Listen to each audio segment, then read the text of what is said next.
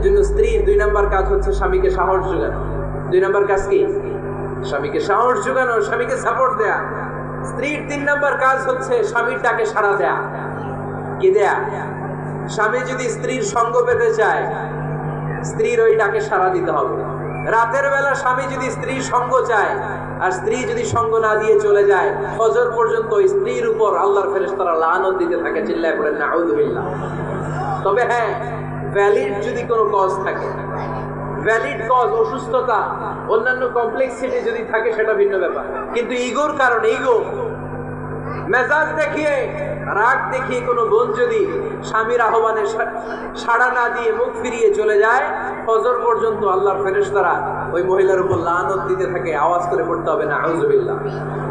আবার বিশ্বনবী বলেছেন, খবরদার, রমজান ছাড়া কোনো নফল রোজা কোনো স্ত্রী যদি রাখতে চায়, নফল রোজা রাখার আগে স্বামীর কাছ থেকে যেন সে অনুমতি নিয়ে নেয়। নফল রোজা, আওয়াজ করে বলেন কি রোজা? ফরজ রোজা না। দিনের বেলা যেহেতু রোজা রাখতে হয়, কোনো নারী, কোনো যুবতী নারী, বয়স্ক নারীদের কথা ভিন্ন, কোনো যুবতী নারী যদি নফল রোজা রাখতে চায়, সে তার স্বামীর পারমিশন নেবে। কারণ হয়তো স্বামী দিনের বেলা স্ত্রীর সঙ্গ চেতে পারে, ঠিক কিনা? এই জন্য স্বামীর কাছ থেকে পারমিশনের দরকার আছে না নাই? এরপরে 4 নাম্বার দায়িত্ব নিজের লজ্জাস্থানের হেফাজত করা।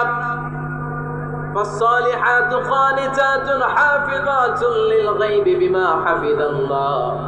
আল্লাহ নেককার স্ত্রীদের বর্ণনা যখন কালামুল্লাহ মাজিদে দিয়েছেন, আল্লাহ বলেছেন নেককার নারীদের প্রথম গুণ, তারা সব সময় তাদের স্বামীদের আনুগত্য করে। 2 নাম্বার, তারা তাদের নিজের লজ্জাস্থানের হেফাজত করে। 4টা কাজ কোন নারী যদি দুনিয়াতে করে, 4টা, আওয়াজ করে বলতে হবে কয়টা? মাত্র 4টা কাজ কোন নারী যদি পৃথিবীতে করে, ওই নারীর জন্য জান্নাতের 8টা দরজা খুলে দিবে কে? আওয়াজ করে বলতে হবে, খুলে দিবে কে?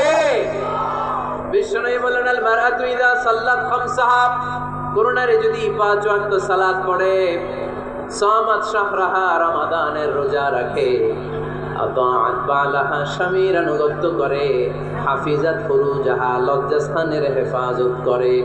এই 4টা কাজ যদি কোন নারী দুনিয়ার বুকে করে, জান্নাতের 8টা দরজা তাদের জন্য খুলে দিবে কে?